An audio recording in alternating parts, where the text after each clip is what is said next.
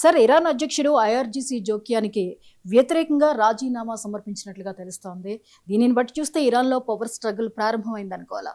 Yes అండి. ఇప్పుడు Iranian president Masood పెజాస్కియన్ resignation రాజీనామా సమర్పించారు అన్నట్టు మనకి ఇంటర్నేషనల్లో చాలా పెద్ద కానీ ఇరాన్ దాన్ని తిరస్కరించడం జరిగింది. ఇరాన్ ఏం చెప్తుందంటే ఈ అంతర్జాతీయ ముఖ్యంగా పశ్చిమ దేశాల కుట్ర ఇరాన్లో ఏదో పవర్ స్ట్రగుల్ జరుగుతున్నట్టు ఇరాన్ ఆరోపించడం జరిగింది. కానీ ఇరాన్లో వాస్తవ పరిస్థితిని మనం గమనించినట్టయితే అక్కడ పవర్ స్ట్రగుల్ మొదలయ్యింది అనేది మనకు 100% మనం చెప్పే అవకాశాలు అక్కడికి పుష్కలంగా ఉన్నాయి. ఎందుకంటే ఇరానియన్ ప్రెసిడెంట్కి ఇప్పుడు ఐఆర్జీసీకి మధ్యలో అగ్గి మీద అంటే గుగ్గిలి అన్నట్టు చాలా విపత్కర పరిస్థితి ఉన్నట్టు తెలుస్తుంది. పెజాస్కియన్ అంటే ఈ యొక్క అంటే ఇరాన్లో పవర్ స్ట్రగుల్ ఎలా మొదలవుతుందంటే ఇరాన్ ఇస్లామిక్ రిపబ్లిక్ ఆఫ్ ఇరాన్లో 6 రకాల హైరార్కీ ఉంటుందన్నమాట. పవర్ స్ట్రగుల్ 6 లెవెల్లో ఉంటారు. అది ఇరానియన్ సుప్రీం లీడర్ పెట్టింది. ఒకటి నెంబర్ 1 ఏంటంటే ఇరానియన్ గార్డియన్ ఎక్స్పర్ట్ కౌన్సిల్ అనేది ఒకటి ఉంటుంది, 88 మంది. తర్వాత గార్డియన్ కౌన్సిల్ అని 12 మంది ఉంటారు. తర్వాత ఎక్స్పీడియన్సీ కౌన్సిల్ అని ఉంటుంది, అది జ్యుడిషియరీ పరంగా ఉంటుంది అనమాట, అది లేదన్నా ఆర్బిట్రేషన్కి. ఇక 4వది ఏంటంటే ప్రెసిడెంట్ ఆఫ్ ఇరాన్ చాలా కీలకమని చెప్పొచ్చు. ఈయన క్యాబినెట్ ఎకానమీని పరిపాలనకి ఈయన బాధ్యుడు అనమాట, డైరెక్ట్గా పరిపాలించడం. ఈవెన్ సుప్రీం లీడర్ ఏంటంటే ఇండైరెక్ట్గా అన్నిటినీ కంట్రోల్ చేస్తారు, ఆడిట్ని. కానీ ఇరానియన్ ప్రెసిడెంట్ పెజాస్కియన్ మొత్తం అడ్మినిస్ట్రేటివ్ యాక్టివిటీస్ అన్నిటినీ చూసుకునే ఒక ఇంపార్టెంట్ క్యాబినెట్కి హెడ్గా ఉంటాడు. ఎకానమీ, డిఫెన్స్ అన్ని విధానాలు చూసుకోవాలన్నమాట, అంతర్జాతీయ దౌత్య విధానాలని. ఈయన తర్వాత ఏంటంటే ఇరానియన్ పార్లమెంట్ ఉంటుంది, దాని పేరు మజ్లిస్ అంటారు. తర్వాత 6వది ఏంటంటే ఇరానియన్ ఆర్టిష్ కన్వెన్షనల్ ఆర్మీ, 6 లక్షల మంది ఇరానియన్ ఆర్మీ.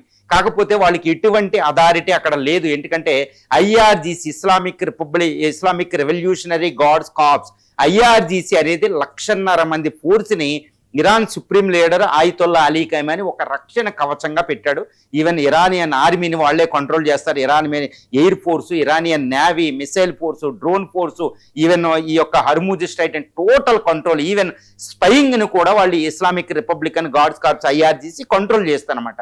కాబట్టి Ayatollah Ali Khamenei Iranian supreme లీడర్కి రక్షణ కవచం ఐఆర్జీసీ ఉంటుంది అనమాట. ఇప్పుడు ఆయతుల్లా అలీ ఖైమోని మరణానంతరం ముస్తాబా ఖైమోని అసలు ఉన్నారా లేదనేది కూడా తెలియదు.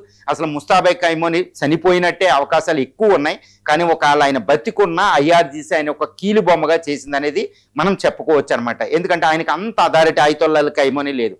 కాబట్టి ఇప్పుడు IRGC actual ruler of Iran అని చెప్పవచ్చు. ఎందుకంటే మొత్తం అమెరికా, ఇజ్రాయెల్, గల్ఫ్ దేశాలతో అంతా యుద్ధ తంత్రాన్ని అన్నిటినీ, స్ట్రాటజీని, వ్యూహాన్ని అంతటినీ ఐఆర్జీసీ దగ్గరుండి నడిపిస్తుంది. కాబట్టి ఐఆర్జీసీ దేశభక్తికి మేమే నిదర్శనం అన్నట్టు చెప్తుంది అనమాట. ఇప్పుడు ఇరాన్లో టోటల్గా ఐఆర్జీసీ కంట్రోల్కి వెళ్ళినట్టు తెలుస్తుంది మనకి.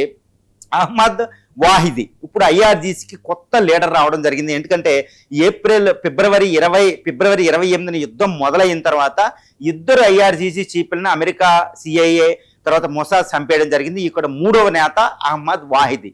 ఈయన ఏంటంటే చాలా దిట్ట, ఒక నియంతృత్వ పాలన, ఎంతో అనుభవం, అంతా లింకులు ఉండడం, నెట్వర్కింగ్ ఉండడం. ఈయన ఏంటంటే ఇరాన్ టోటల్ ఐఆర్జీసీ ద్వారా మొత్తం ఇరాన్ కంట్రోల్ చేస్తున్నట్టు తెలుస్తుంది.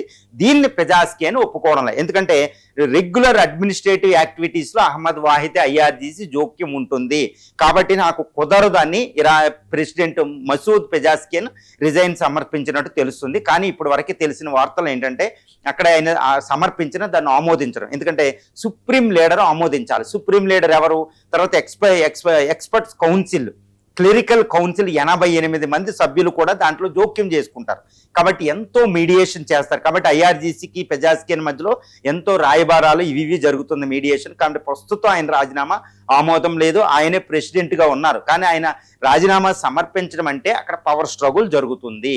ముఖ్యంగా ఐఆర్జీసీకి దీనికి ముఖ్యంగా అమెరికాతో ఇప్పుడు శాంతి ఒప్పందానికి ఎంతో డిస్కషన్ జరుగుతున్నాయి. అక్కడికి అబ్బాస్ అరాక్చి విదేశాంగ శాఖ మంత్రిని ఎక్కువ పంపిస్తున్నారు. ఒక రకంగా చెప్పాలంటే మార్చి 7వ తారీఖున ఇస్లామాబాద్లో పీస్ డిస్కషన్స్కి వెళ్ళినప్పుడు అబ్బాస్ అరాక్చి వెళ్ళడం, ఐఆర్జీసీ కొంతమంది సైనికాధికారులు వెళ్ళడం, దాంతో ఇరానియన్ ఈ పార్లమెంట్ స్పీకరు అహ్మద్ బాగేర్ వెళ్ళడం అనమాట. ఇప్పుడు తర్వాత 2వ రౌండ్లో బాగేర్ని పక్కన పెట్టడం జరిగింది. అంటే ఏంటి? అక్కడ పవర్ స్ట్రగుల్ స్టార్ట్ అయింది. ఐఆర్జీసీ తరపున అబ్బాస్ అరాక్చి మాట్లాడుతున్నారు. కాబట్టి ఇరానియన్ ప్రెసిడెంట్ ఈ విషయాన్ని ఒప్పుకోవడం, అసలు ఐఆర్జీసీకి పీస్ డిస్కషన్లో భాగస్వామ్యం ఏంటి, యుద్ధం చేస్తే అది వేరన్నట్టు ఆయన చాలా విషయాల్లో మాట్లాడుతున్నట్టు తెలుస్తుంది. అక్కడ ఇరాన్లో పేపర్స్ని బట్టి మనకు తెలిసే అవకాశం కొన్ని న్యూస్ ఏజెన్సీలు. కాబట్టి ఇరాన్లో ఇప్పుడు ప్రస్తుతం ఏంటంటే యుఎస్ వెస్టర్న్ కంట్రీస్ ఎంత చెప్పినా కానీ ఇరాన్లో వాస్తవ పరిస్థితులు అక్కడ పవర్ స్ట్రగుల్ మొదలైంది. మరి ఈ పవర్ స్ట్రగుల్ ఎంతవరకు ఎప్పుడు బాగా బయటకు వస్తుందంటే అమెరికాతో శాంతి ఒప్పందం మీద సంతకం చేసిన అనంతరం ఈ పవర్ స్ట్రగుల్ రీసర్ఫేస్ అయ్యే అవకాశాలు ఉన్నాయి. మనకు అప్పటికి బయటకు వచ్చేస్తుంది. ముఖ్యంగా అహ్మద్ వాహిదీ ఇరానియన్ లీడర్గా ఇరానియన్ యొక్క కార్యకలాపాలు నిర్ధారించడానికి ఆయన పూనుకుంటున్నారని తెలుస్తుంది. ఎందుకంటే అమెరికా నుంచి ఇజ్రాయెల్, ఇటు ముఖ్యంగా సున్నీ దేశాలైన సౌదీ అరేబియా నేతృత్వంలోని అరబ్ దేశాల నుంచి తట్టుకోవాలంటే ఇరాన్ సైనికంగా బలంగా ఉండాలి. Eye for eye, tit for tat, blood for blood యాటిట్యూడ్లో ఉంటేనే ఇరాన్ గెలుస్తుందని ఆయన యొక్క రెచ్చగొట్టడం ఐఆర్జీసీ నియంతృత్వ పాలనలోకి వెళ్ళిపోతుందేమోనని ఒక భయం ఉంది. కానీ అక్కడ ఈ పెజాస్కియన్ మాత్రం అలా ఉండకూడదు. ఐఆర్జీసీ తన డ్యూటీ చూసుకోవాలి. Iranian power structure 6 power structure ప్రకారం. కాబట్టి ఇరానియన్ ఆర్మీకి ఎక్కువ ప్రాధాన్యత ఇవ్వాలని పెజాస్కియన్ ట్రై చేస్తున్నారు. కానీ అక్కడ పవర్ స్ట్రగుల్ 100% పవర్ స్ట్రగుల్ ఉంది. కాకపోతే ఈ పవర్ స్ట్రగుల్ యుద్ధం అయిన తర్వాత బయటపడే అవకాశం ఉంది. అది ఒక అంతర్యుద్ధంగా మారే అవకాశాలు కూడా మనకి పుష్కలంగా ఉన్నాయి. కానీ ప్రస్తుతం ఏంటంటే ఒక శత్రువు, చాలా బలమైన అమెరికా, ఇజ్రాయెల్ శత్రువులు ఉన్నారు. కాబట్టి ఇరాన్లో ఈ పవర్ స్ట్రగుల్ బయటకు వచ్చే అవకాశం అయితే ప్రస్తుతానికి లేదు.